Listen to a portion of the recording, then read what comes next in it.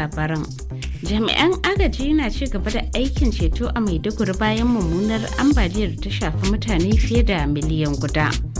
A jamhuriyar Nijar wata nau'in cutar amai da gudawa ta halaka mutane 6 a jihar Tawa.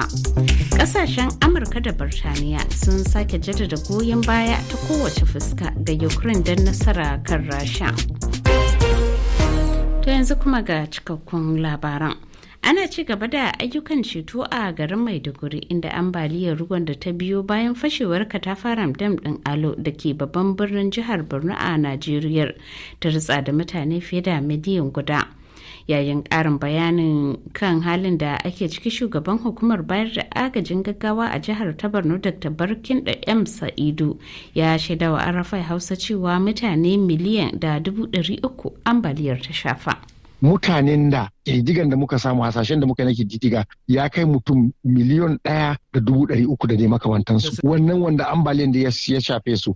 To kaga wannan abun al'amarin nan ya zama babban al'amari. Amma duk da haka alhamdulillah matakan da muka ɗauka, na farko mun yi kokari muka nemi duk abokan ayyukanmu muka tattaru, kowa ya kawo nasa guduma, muka sa a cikin kwando guda ɗaya za mu fara ba da tallafi. To shi ne yanzu abubuwan da muka zo muka tattara.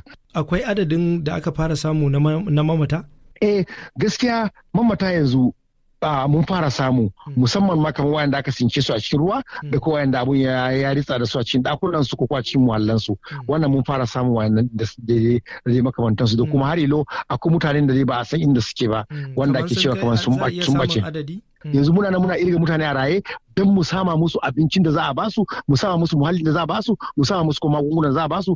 Gaskiyar magana a hukumar SEMA a hukumance, to a duk mitin inda muke muna tambaya ne mutanen da suka makale akan garu, suka makale a saman rufi da zai makamantansu, su muka fi mai da hankali. So ba mu da wani takamaiman ƙididdiga na wanda suka mutu, amma muna da labari akan cewa ko wanda Allah ya kaddara rayuwarsu ya cika. Dr. Barkindo Sa'idu kenan, shugaban hukumar agajin gaggawa a jihar Borno. Hukumar EFCC mai yaki da cin hanci da rashawa a Najeriya ta sha alwashin kange duk wata kafa da ke taimakawa ayyukan 'yan bindiga a sassan kasar ta hanyar dakile duk wani yunkurin daukar nauyinsu da ake zargin wasu da aikatawa. Shugaban hukumar Ola Olukoyede a jawabinsa gaban taron kwalejin tsaro da ke Abuja fadar gwamnatin kasar ya ce galibi matsalolin tsaron da ake fuskanta a Najeriya na da nasaba da rashawa da kuma haramtattun hada-hadar kuɗi, wanda ya zama wajibi su dakile su. Babbar kotu da ke zamanta a Abuja tarayyar Najeriya ta amince da bayar da belin wasu masu zanga-zanga 10 da ake zargi da laifukan da ke da nasaba da cin amanar ƙasa bayan zanga-zangar tsadar rayuwa da aka yi a ranar da aka yi ƙasar cikin watan da ya gabata.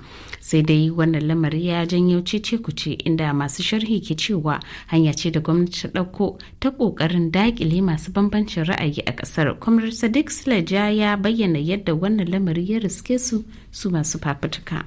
Wannan haka yana nufin ba wai an mayi niyan ba da belin ba ne, saboda duk matasan nan da kake gani ko kuma mutanen nan da yake gani mutane ne wanda matasa ne, ba mutane ba ne masu kuɗi, mutane ne 'yan Najeriya, masoya Najeriya, wanda sun shirya kwato al'umma ne 'yancinsu. An kuma haranta musu shiga kowane irin zanga-zanga ko kuma wani abubuwa da za a tara al'umma har sai an gama karar nan.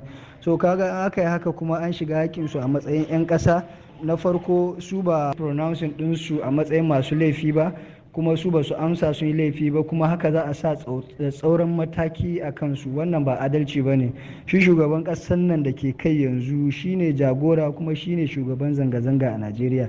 Rike mutane akan cewa me yake da suna wai don su yi zanga-zanga, wannan ba adalci ba ne. Da amma shugaban ƙasa haka, illan yau da bai kai shugaban ƙasa ba. Comrade Sadiq Sulaja, akalla 'yan Najeriya 400 ne mahukuntan haɗaɗɗiyar daular Laraba suka ta sakeyarsu zuwa gida, ƙari kan 'yan Najeriya 300 da Turkiyya ta koro gida a baya-bayan nan.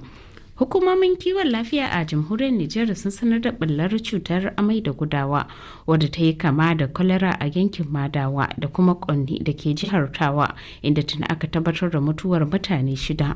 Daraktan ma'aikatar lafiya a jihar Tawa, Dr. Abdulmumin Abdullahi, ya yi ƙarin bayani a game da matsalar.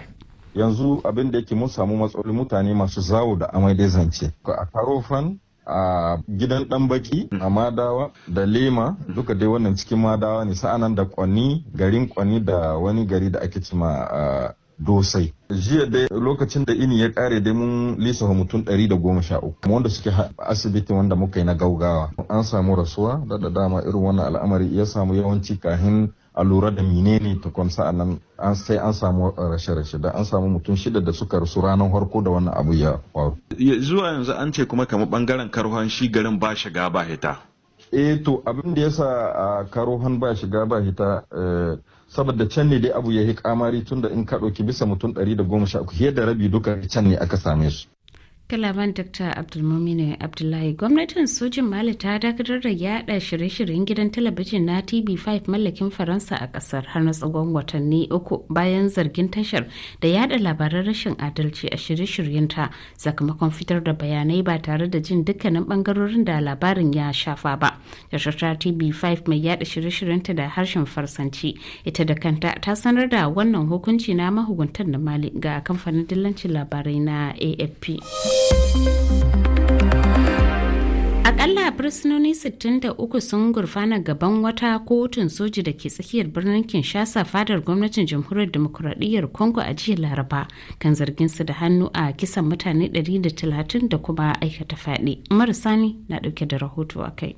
Waɗanda ake zargin sun bayyana ne a gaban wata kotun sojoji da ke harabar gidan kason Makala a babban birnin Kinshasa. Lauyoyinsu sun faɗa kamfanin dillancin labaran Faransa AFP cewa ana tuhumar mutanen da suke karewa da laifukan lalata gine-gine, haddasa gobara, ayyukan ta'addanci da kuma aikata fyaɗe. A zaman da ta yi na farko a makon jiya an fuskanci rashin fahimtar juna dangane da laifukan da ake zargin mutanen da aikatawa. A cikin daren ɗaya wayewar 2 ga watan Satumban nan fursuna da dama suka yi yunkurin tserewa daga gidan kaso ba tare da ayi ƙarin haske game da irin yanayin da lamarin ya auku ba. Alƙalin wucin gadi da gwamnati ta fitar na cewa akalla mutum 129 suka mutu, 24 daga ciki an harbe su ne da bindiga. Kahin washe gari mahukuntan ƙasar su fitar da ƙarin adadin mutum 2 da suka mutu sakamakon raunukan da suka ji. Ƙungiyar tarayyar Turai da ofishoshin jakadancin Faransa da Belgium dukkaninsu sun buƙaci yin haske game da lamarin. Kwamitin tsaro na Majalisar Ɗinkin Duniya ya tsawaita haramcin sayan makamai kan mahukuntan yankin Darfur na Sudan da ƙarin shekara guda bayan binciken masana da ya tabbatar da yadda mahukuntan yankin suka karya wannan doka. Sakatarorin harkokin wajen kasashen Amurka da Birtaniya sun sha alwashin aiki tare don tabbatar da cewa Ukraine ta yi nasara a yakin da take a Rasha. Rukayya Abba Kabara na ɗauke da rahoto a kai. Shugabannin sun amince su baiwa Ukraine dukkanin gudunmawar da take bukata ciki har da ƙarin makamai da kuma rage mata wasu takunkuman aiki da su da aka kakaba mata. A wata ganawa tsakanin Anthony Blinken da takwaransa na Birtaniya David Lammy sun ce lokaci yayi da ya kamata Ukraine ta sami dukkanin gudunmawar da ya kamata wajen yin nasara ba tare da wata fargaba ba a wannan yaƙi. A nasa bangaren sakataren harkokin wajen Amurka Anthony Blinken ya ce haƙurin Amurka ya ƙare don haka lokaci yayi da ya kamata Rasha ta fahimci cewa shiru-shiru ba tsoro ba ne. Shi ma da yake nasa jawabin David Lammy na Birtaniya ya ce kasarsa za ta duba yiwuwar janyewa Ukraine haramcin amfani da makamanta a wasu sassan Rasha abinda zai bata damar shiga yakin cikin karfin gwiwa. Wannan na zuwa ne bayan da sakatarorin harkokin wajen kasashen Amurka, Birtaniya da kuma Jamus suka jawa Iran kunne game da tallafin da take bawa Rasha a wannan yaki da take yi da Ukraine. Wani sabon harin Isra'ila kan makaranta a tsakiyar Gaza ya halaka mutane 18 ciki har da jami'an Majalisar Ɗinkin Duniya, a koda yake Isra'ila ta ce ta nufaci kashe 'yan ta'adda ne a wajen.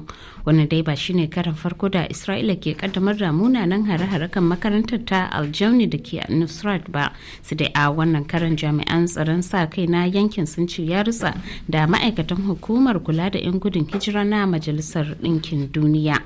Shugaban kungiyar agaji ta Doctors Without Borders ya yi kakkausar suka ga mahukuntan Italiya bayan da ya zarge su da yunkurin dakile ayyukansu sakamakon dakatar da aikin jirgin su.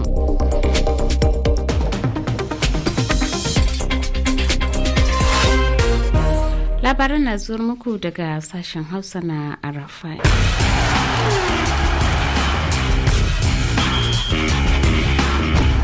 Taken labarin wasanni kenan muna kuma tare da ka misali barka da shigowa. Barka ka dai Azima. An gaishe ka. To a yau ne za a bude wasan guje-guje da tsalle-tsalle ta matasa a Najeriya inda kimanin 'yan wasa 5,776 da suka fito daga jihohi 29 za su fafata a garin Asabana jihar Delta. Amma me ya ci sauran jihohin? To kin san wasu jihohin kila matsalar kuɗi ko 'yan wasan da suke da su yasa ba za su fafata ba. So kin san dai irin wannan wasa shine yake baiwa matasa dama nuna irin bajintar su don wakiltar kasar a manyan wasanni daban-daban. Kuma idan baki manta ba akwai 'yan wasa irin su Favour Ofili da ta wakilci Najeriya a gasar bazara ta Olympics da aka kammala a birnin Paris, ta fito ne daga irin waɗannan wasanni da ake yi. To a lokacin duba filin wasan da za a fafata wannan wasa na Stephen Keshi, gwamnan jihar ya bayyana cewa a bana za a samu damar fito da 'yan wasan da suka fi mana baya waɗanda suka nuna bajinta a lokacin wannan gasa. To za mu zuba ido mu gani, kuma wani abin jan hankali shine yadda 'yan wasan da za su fafata a wannan gasa sun fi ma adadin waɗanda suka fafata a gasar Paralympics da aka kammala, domin a waccan gasa 'yan wasa 4,000 ne da ɗoriya suka fafata, yayin da wannan kin ga sama da 5,000. To inda a ce ƙasar za ta rika yin irin waɗannan abubuwan da wuri, watakila da ba za a yi abin da ya faru a gasar Olympics, wani rashin samun lambar yabo ko da guda ɗaya. To a wani bangaren kuwa rahotanni ne ke nuna cewa fa da yiwuwar tawagar kasar Ghana ta Black Star za ta buga rago wasanninta ne neman gurbin zuwa gasar lashe kofin nahiyar Afirka ne a Najeriya. Hakan ko ya biyo bayan rashin amincewa da ingancin filayen wasanninta da hukumar kula da kwallon kafan nahiyar Afirka ta yi bayan da ta duba filayen wasannin. To ana ganin cewa a yanzu ita tawagar ta Black Star za ta bar gida domin buga wasanninta, shine ake tunanin watakila ko a filin wasa na Gosul a Fabio na wanda yake kusa da ita da ke Najeriya, ko kuma wasu filayen wasanni da suka hada da na Douala a kasar Kamaru, akwai na Ivory Coast, akwai ma na Morocco. Duk dai inda ita hukumar ta ga ya fi dacewa za ta amince mata da shi domin ta mai da can ne gidanta. To jiya kuwa an hau kan teburin tattaunawa tsakanin wakilan Kylian Mbappe, kyaftin ɗin tawagar ƙasar Faransa, da kuma wakilan tsohuwar ƙungiyarsa ta PSG, bayan da ya gabatar da ƙorafi a gaban hukumar ƙwallon ƙafar ƙasar, inda yake buƙatar su da su biya shi ragowar haƙoƙinsu da suka makale a ita wannan ƙungiya. To an gaishe da ka misali, ina ga idan ka dawo zuwa jimawa ka ƙarasa. Na.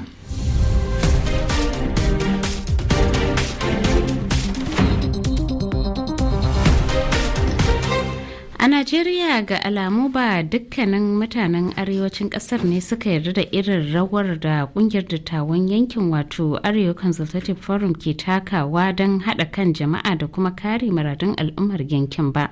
Tsohon gwamnan jihar Sokoto kuma ɗaya daga cikin waɗanda suka kafa kungiyar ta ACF ya zargi magabatan kungiyar da nuna gazawa a cikin aikinsu. Ga dai abin da ya shaidawa Bashir Ibrahim Idris. Gaskiya ban samu gayyata ba, kuma kora na samu gayyata tsakanin da Allah ba dan je ba. Dalili da ACF da sani ta da ba ita ba ce yanzu. ACF mun kafa ta don mu haɗa kan mutanen arewa gaba ɗaya, da musulmi na arewa da kiristocin arewa da kowane mutum ɗan arewa ne. Muna son mu zama arewa baki ɗaya, shine mafarkacin kafa ACF. Mun fara ɗauko wannan matakin zamaninmu, kuma alhamdulillahi da sarakunanmu da malamanmu da kiristocinmu da ƙabilunmu duk uwa ɗaya ba ɗaya muke, amma daga baya abubuwa suka lalace. Lalacewar su ita ce ta kawo abin da muke yanzu. Me kake nufi da lalacewa? Abin da lalacewa wace kawunanmu ba mu tare yau, duk faɗin arewa ba wani wanda zai iya bugon gaba a ce shi ne shugaba, shi magana a saurare shi, ko malami ne ko basarake ne. Ƙungiyoyi kala-kala, ya wannan ƙungiya daban wannan ƙungiya daban, da ya tabbatun zuwa wajen wasu gaishe-gaishe ko zuwa wani abinda aikin ACF tun da kira ta a lokacin da gwamnonin arewa da 'yan majalisar tarayya da sanatoci na dattijai duk abin da mai gaba ɗaya muke magana shi, amma yau ba haka ba. A wajen wannan taro da aka yi, shi shugaban taron Alhaji Bashir Dalhatu ya nemi gafaran 'yan arewacin Najeriya, ya ce sun gaza matsayinsu na shugabanni, suna neman gafara kuma a sake ba su dama yanzu za su tunkari matsalolin arewa. Baka ganin yana da kyau ka ba su dama? Duk abin da za mu gaya mutane ƙarya ne, ba abin da za mu wa mutane. In dai mu zo mu jagoranci ga samari matasa, mu gwada masu danjar da abisa kansu ko in abisa kansu ba ta ambace ta su ce, su haɗa kansu su so juna su ci gaba. Amma duk wanda tushe iri na ya ce wai zai zo a mai gafara abin da a'a. In dai ana son a yi gaskiya to mu ba yara karantawar tarbiyyar abin da ci da arewa gaba. Wato baka gamsu da nadama da neman gafarar da waɗannan shugabanni suka yi ba.